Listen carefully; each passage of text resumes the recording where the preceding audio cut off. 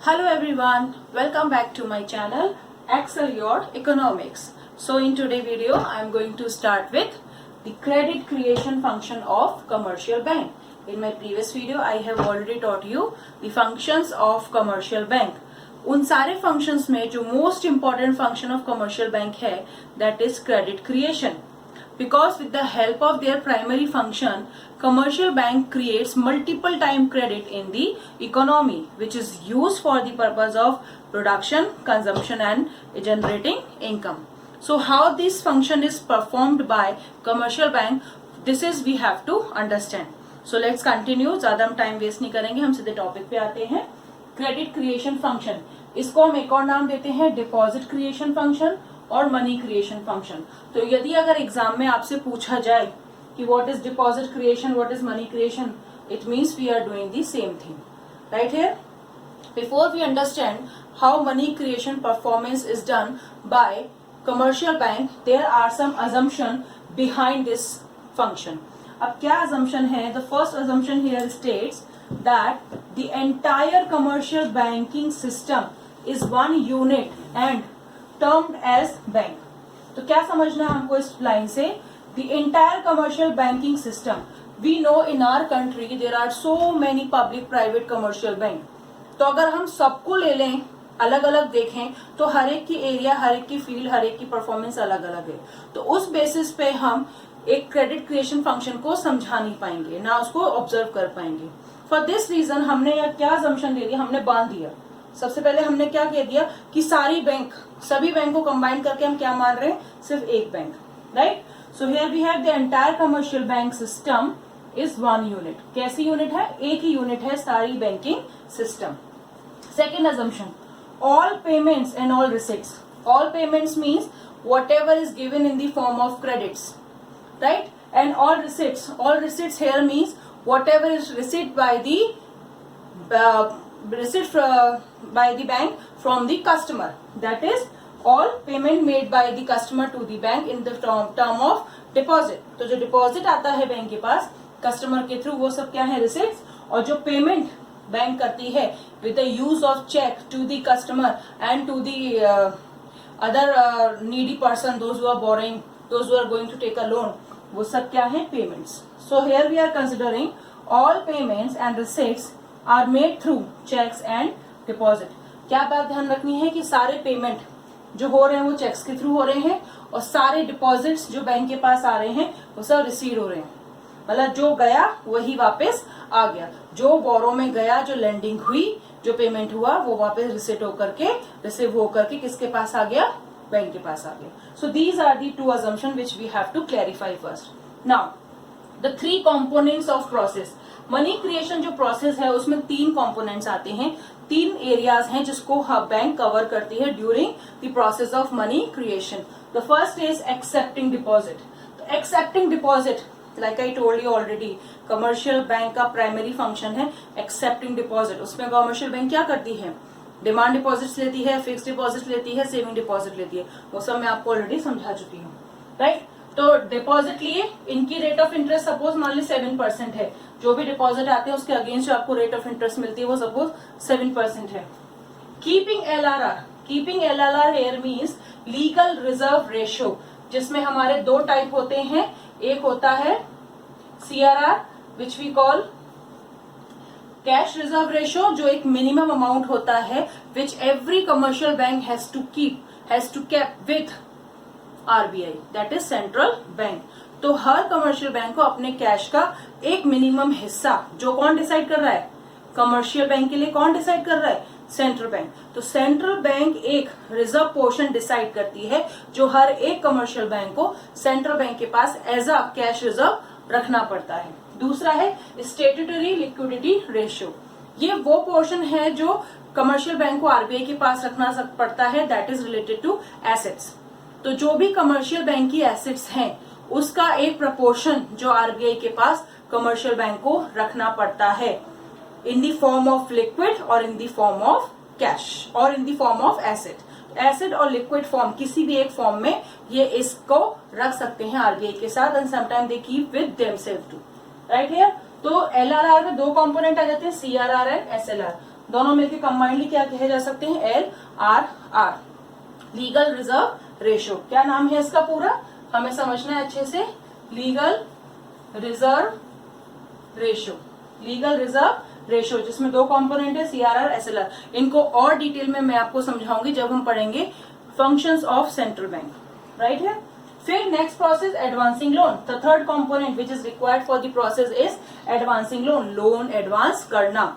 तो जो डिपॉजिट आते हैं उनमें से एक सर्टेन अमाउंट जो आरबीआई डिसाइड करता है कमर्शियल बैंक के लिए, उसको रख के रिमेनिंग बचे हुए अमाउंट को कमर्शियल बैंक क्या करती है, लेंड कर देती है, एडवांस कर देती है लोगों को, जिनको जरूरत है, बोरोवर्स को, वो पैसा ले लेते हैं and they use for the purpose of production. So फिर this money they are making investment. So here the deposit accepted by commercial bank keeping certain amount as LRR with RBI and the remaining amount is advanced to the public.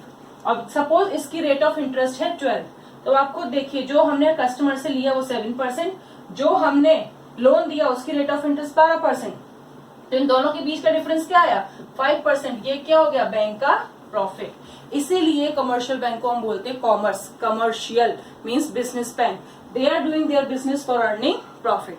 तो commercial bank इन तीन component के through क्या कमा रहा है, profit. इसमें जो LRR है वो सबसे बड़ा कंपोनेंट है जो हर कमर्शियल बैंक को रखना पड़ता है। अच्छा, ये क्वेश्चन आता है कमर्शियल बैंक ही क्यों रखती है, ये रिजर्व कमर्शियल बैंक को क्यों रखना पड़ता है?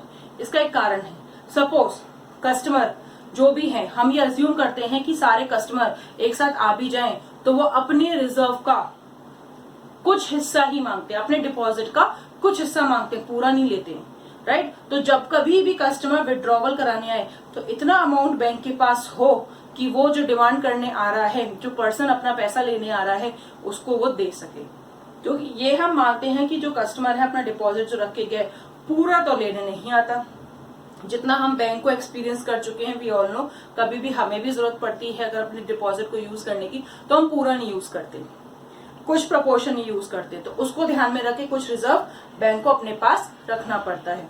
इसके अलावा वी आर ऑल्सो अज्यूमिंग कि जो एंटायर बैंकिंग सिस्टम है, जो होता है प्रोसेस, ऐसा नहीं है कि बैंक से कोई ले गया पैसा, विड्रॉवल करके ले गया अपने डिपॉजिट, तो बैंक के पास नहीं है। ऑन दी अदर हैंड और कस्टमर आते रहते हैं, तो ये डिपॉजिट जो है वो हमेशा क्रिएट होते रहते हैं। आउट ऑफ दिस बैंक कुछ रिजर्व रखता है, जो उसके पुराने कस्टमर है अगर वो लेने आते तो उनको दे देता है और फिर एडवांस कर देता है। समझ में आया? अब हम चलते हैं प्रोसेस की तरफ कि ये प्रोसेस होता कैसे है। So in the process the first step, let the LRR legal reserve ratio is 20%। Example के साथ समझा रही हूँ, अच्छे से समझना। तो LRR लीगल रिजर्व रेशियो हमने माना 20% है, जो किसने डिसाइड करी है हमारे लिए, आरबीआई ने, क्योंकि आरबीआई ही इस रेट को डिसाइड करता है। एंड इनिशियल डिपॉजिट यानी बैंक में जितने भी कस्टमर थे, जो भी कस्टमर आए पैसा जमा करके गए, वो कितना आया है, 10,000 rupees. Now second step, bank की 20%। अब बैंक ने कितना रख लिया, 20%। कितना हुआ 20%? 10,000 का 2,000, 10,000 का 20% कितना हुआ, 2,000। तो बैंक ने 2,000 एज अ रिजर्व रख लिया, ठीक है, ये प्रोपोर्शन एज अ रिजर्व रख लिया, रिमेनिंग को एडवांस कर दिया। तो रिमेनिंग अमाउंट कितना हो गया, 8,000। तो 8,000 जो लोग आए, जो बोरोवर्स आए लोन लेने, उनको दे दिया, राइट है। अब क्या होगा, जो बोरोवर्स पैसा लेके गए हैं वो किसी पर्पज से लेके गए, कोई बिजनेस से लेके गया, कोई किसी काम से लेके गया, राइट। तो जो लोग पैसा लेके गए हैं बैंक से, वो जनरली उसका पेमेंट करेंगे, किसका, जिसके लिए वो लेके गए। लाइक अगर मैंने बैंक से लोन लिया तो किसी कारण से लिया, सपोज मुझे कार खरीदनी है, मैंने बैंक से लोन लिया, तो जिससे कार खरीदनी है, कार डीलर, उसको दूंगी, सिंपल सी बात है। तो पैसा लिया और मैंने उसका पेमेंट कर दिया कार डीलर को। तो payment and those receive payment. अब मैंने 5 लाख का लोन लिया बैंक से और मैंने पेमेंट कर दिया डीलर को, ठीक है, तो ये पेमेंट हो गया। अब किसको रिसीव हुआ ये पेमेंट, डीलर को, कार डीलर को। कार डीलर को रिसीव हुआ कितना पेमेंट, मान लो 8,000, मैंने लोन कितना लिया, 8,000, कार डीलर को कितना हो गया, 8,000 रिसीव हो गया। ना अब क्या होगा, वही कार डीलर उसको वापस कहाँ रखेगा, बैंक में, क्योंकि हम ये अज्यूम करके चल रहे हैं ना, जो पैसा गया, पेमेंट हुआ, वो वापस in the form of deposit bank के पास आ जाएगा, राइट। तो ये हमने अज्यूम किया, तो कार डीलर ने वापस अपना पैसा कहाँ जमा करा दिया, बैंक में। So money put money back in bank. Now 8,000 rupees, जो 8,000 रुपीज है वो वापस बैंक में आ गया. अब उसको हम क्या कंसिडर करेंगे? फ्रेश डिपॉजिट, एक नया डिपॉजिट हो गया, क्योंकि मैंने तो लोन लिया था, मैं कस्टमर अलग, कार डीलर को दिया, वो कस्टमर अलग, उसने वापस बैंक में डाल दिया, अब वो बैंक का फ्रेश डिपॉजिटर बन गया, उसने नया पैसा डाला तो फ्रेश डिपॉजिट हो गया. अब उसी फ्रेश डिपॉजिट से वापस 20% रखा जाएगा इन the form of LRR which will be 1,600 rupees. तो 1,600 वापस रख लिया बैंक ने, और रेस्ट रिमेनिंग अमाउंट कितना बचा? 6,400. तो बचा हुआ 8,000 का 1,600 रख लिया और 6,400 वापस एक नए कस्टमर को एडवांस कर दिया, जिसको डिमांड है, जिसको जरूरत है. तो इस तरह से प्रोसेस चलेगा, और जो टोटल मनी क्रिएट होगा वो इकोनॉमी में कितना होगा? 50,000. तो इस तरह से मनी क्या होती है? क्रिएट होती है. अब ये 50,000 आया कैसे, हमको ये समझना है. So let's start with the total money creation function. मैंने आपको बताया कि जो टोटल मनी क्रिएट हुआ वो कितना हुआ? 50,000 का. अब ये 50,000 रुपीज बने कैसे? देखो, इसका एक फॉर्मूला होता है. टोटल मनी क्रिएशन का फॉर्मूला क्या है? Initial deposit into 1/LRR. तो हमारा जो इनिशियल डिपॉजिट था वो कितना था? Initial deposit 10,000. कितना था? 10,000 इंटू 1 कितनी रेट थी? 20%. हमारे एग्जाम्पल में कितनी रेट थी? 20%. तो अगर अब मैं इसको ओपन करूंगी 10,000 इंटू 1/20/100 तो रेसिप्रोकल हो जाएगा, राइट? तो 10,000 इंटू 100/20 ये हुआ, इससे ये कट हो गया. अब इसको जब सॉल्व करोगे तो कितना आएगा? 2 5 टाइम्स कितना आ गया? 500 इंटू 100 विल बी 50,000. तो इस तरह से ये हमारा आंसर निकल के आता है, क्योंकि इसके पीछे क्या काम कर रहा है? ये फॉर्मूला. तो इस फॉर्मूले को ध्यान रखना है. क्या है formula? Initial deposit into 1/LRR, legal reserve ratio, जो मे बी कभी कभी CRR भी दिया हो सकता है, कभी SLR भी दिया हो सकता है. तो वो हम कंसिडर करते हैं एज LRR. अब ये प्रोसेस हुआ कैसे? इस पूरे प्रोसेस को हमें इस टेबल से समझना है. कैसे हुआ? द फर्स्ट राउंड, मैंने कहा ना, हमने माना कि सारी बैंक एक हैं, सब बैंक को मिला के हमने क्या कंसिडर किया कि सारी बैंक एक यूनिट है. तो पहले राउंड में कितना डिपॉजिट आया? 10,000. उसमें से कितना रख लिया हमने? 2,000 एज अ कैश रिजर्व. क्यों रखा? क्योंकि अगर कोई कस्टमर अपना वापस लेने आता है पैसा, तो ये मानते हैं कि वो पूरा नहीं लेने आता, थोड़ा लेने आता है. तो हर एक इनिशियल डिपॉजिट का अगर हम थोड़ा थोड़ा परसेंटेज रख लेंगे तो जो भी आ रहे हैं विड्रॉवल कराने, हम उनको दे सकते हैं. ऑन दी सेम हैंड नए अमाउंट भी आते रहते हैं, नए डिपॉजिट्स भी आते रहते हैं. इसलिए CRR रखा जाता है इतने ही अमाउंट में, ताकि हम सबको इजीली दे सकें, राइट? तो 2,000 दे दिया. अब बचा हुआ कितना? 8,000. तो 8,000 क्या बन गया? Secondary deposit. इसको हमने सेकेंडरी डिपॉजिट भी कहा है, इसको हमने लोन भी कहा है, इसको हमने डेरिवेटिव डिपॉजिट भी कहा है. कहीं कहीं इसको हम प्राइमरी डिपॉजिट भी बोलते हैं. क्यों? सबसे पहले ये आया, इसमें से हमने LRR निकाल दिया, बचा हुआ हमने लोन दे दिया. हो गया यहाँ तक. अब जो लोन लिया गया, जैसे मैंने बताया, मैंने कार खरीदने के लिए लोन लिया, कार डीलर को दिया, तो कार डीलर के पास ही पैसा पहुंच गया. अब कार डीलर ने इसको वापस कहाँ डाल दिया? सेकेंड राउंड में. कहाँ पहुंच गया? बैंक के पास. तो अब सेकेंड राउंड आया और उसमें बैंक का ये क्या बन गया? Fresh deposit, initial deposit. अब इसका भी वो क्या करेगा? कितना परसेंट? 20%. 20% 8,000 का उसने निकाल लिया, आ गया यहाँ पर, ये यहाँ पहुंचा, ये निकाल लिया उसने. अब रिमेनिंग अमाउंट कितना हो गया? ये. अब ये हो गया लोन. तो अब जो नए कस्टमर आए हैं लोन लेने, उनको कितने का अमाउंट दिया गया? 6,400 का. अब जिन्होंने लिया फिर वापस बैंक के पास आएगा, राइट? तो here it comes in the bank in this form. So this will be now 6,400. अब ये 6,400 क्या बन गया? Fresh deposit. अब इस फ्रेश डिपॉजिट में से कितना रिजर्व करके रखा जाएगा? 1,280.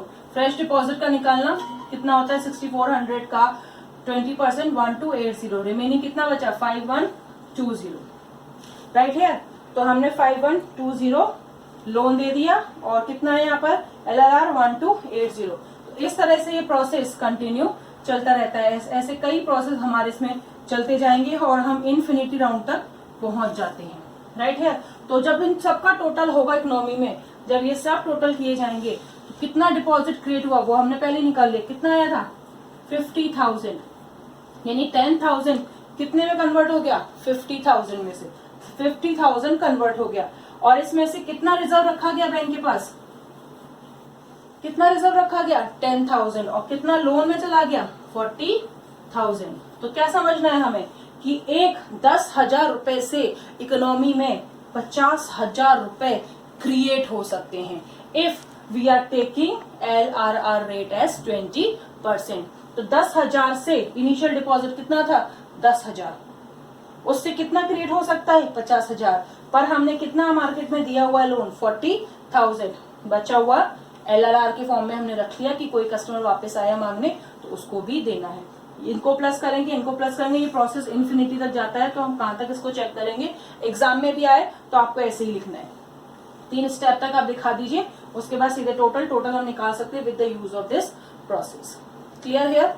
तो इस तरह से हमने पूरा इस डिपॉजिट क्रिएशन को समझना है। बार बार कह रही हूँ, बोर्ड में अगर आए 6 नंबर में, प्रोबेबिलिटी कम है अब तो आने की 6 नंबर में, क्योंकि है ही नहीं, बोर्ड में वेटेज बहुत कम हो गया है। तो 4 नंबर में भी आए तो कोशिश करना जल्द से जल्द आप इसको टेबल बना के समझा सको।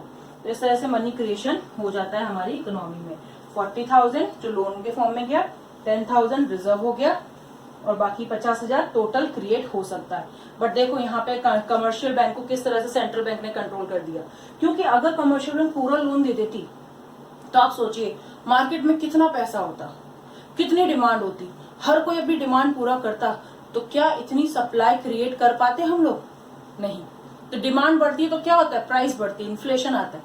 तो अगर सेंट्रल बैंक इतना अमाउंट फिक्स नहीं करती रिजर्व के लिए, तो कमर्शियल बैंक 10,000 और क्रेडिट क्रिएट कर चुकी होती। इसलिए कमर्शियल बैंक को कंट्रोल करने के लिए, उनके क्रेडिट एक्सपेंशन को कंट्रोल करने के लिए RBI ये रेट डिसाइड करती है। Understood here?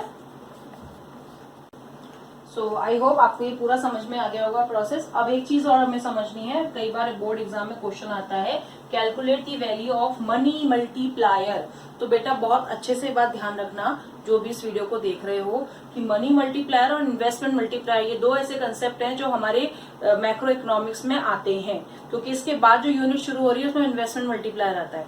तो हमें कंफ्यूज नहीं होना है, हम यहाँ क्या सीख रहे हैं, मनी मल्टीप्लायर। तो जब आपसे मनी मल्टीप्लायर पूछा जाए, मीन्स हम कौन सी यूनिट की बात करें, सेकंड। मनी एंड बैंकिंग, किसकी बात करें, बैंकिंग। मनी किससे रिलेटेड है, बैंक से। याद रखो इस बात को, मनी किससे रिलेटेड है, बैंक से। तो कभी भी डिपॉजिट मल्टीप्लायर, मनी मल्टीप्लायर पूछा जाए तो वो किससे रिलेटेड है, बैंक से। क्लिक कर लेना माइंड में तुरंत, इसको स्टोर कर लो यहीं पे कि किससे रिलेटेड है, बैंक से। तो मनी मल्टीप्लायर और डिपॉजिट मल्टीप्लायर एक ही चीज है, क्रेडिट मल्टीप्लायर एक ही।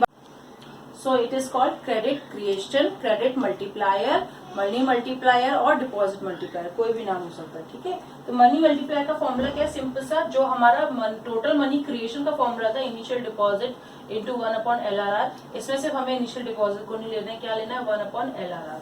क्योंकि कई बार 1 मार्क के क्वेश्चन में आ जाता है कि LRR की वैल्यू ये है, तो what will be the value of money multiplier. तो बच्चे ये सोच के छोड़ देते हैं कि इसमें इनिशियल तो दिया ही नहीं तो कैसे सॉल्व करें। तो वो अलग चीज है, इनिशियल देने पे हमें क्या निकालना होता है, money creation, how much money will be created, how much की बात हो रही है, ठीक है। अब हाउ मेनी टाइम्स, क्या डेफिनेशन है, it measures how many times, क्या है, how many times the total deposit would be created using LRR। मतलब कितने टाइम्स, कितने multiple time total deposit create होगा। तो कैसे निकालेंगे, हमारे सेम एग्जाम्पल पे कितना दिया था LRR, 20% एज LRR। तो हमें क्या करना है, 1/LRR, सिंपली 1/20%, रेसिप्रोकल किया 100/20, क्या रिजल्ट आ गया, 5 टाइम्स। तो कितने टाइम्स क्रिएट हुआ, 5 टाइम्स। तो इनिशियल डिपॉजिट का 5 टाइम्स मनी क्रिएट हुआ है। अब देखो आप करके खुद, इनिशियल डिपॉजिट कितने थे, 10,000, 10,000 के कितने टाइम्स क्रिएट होगा, 5 टाइम्स, कितना आ गया, 50,000। तो यही तो हमारा एक्चुअल में टोटल मनी क्रिएशन था, right here. So this is what we have to understand कि मनी क्रिएशन फॉर्मूले में इनिशियल इंटू 1/LRR लगता है, पर मनी मल्टीप्लायर में 1/LRR लगता है, जो क्या इंडिकेट करता है, कितने times money will be created using initial deposit. और ये बताता है कितना total, how much is created with the use of these things, right here. तो हमारे कितने टाइम क्रिएट हुआ, 5 टाइम्स। तो ऐसे क्वेश्चन 1 मार्क्स में आ जाते हैं, डेफिनेशन भी आ जाती है। और one more thing, money multiplier is different from investment multiplier. Question आए तो ध्यान रखना है कि हमें किससे इसका आंसर देना है। So I hope you all have understood the today's concept. So write down everything जो पिछले वाले सेट में था. अगर नहीं लिख पाए हैं वीडियो को पॉज करके उस पूरे सेट को लिख लें. So that's all for today and I hope you all are liking my video. So let's subscribe it, share it and also give me positive comments. Thank you. Bye bye.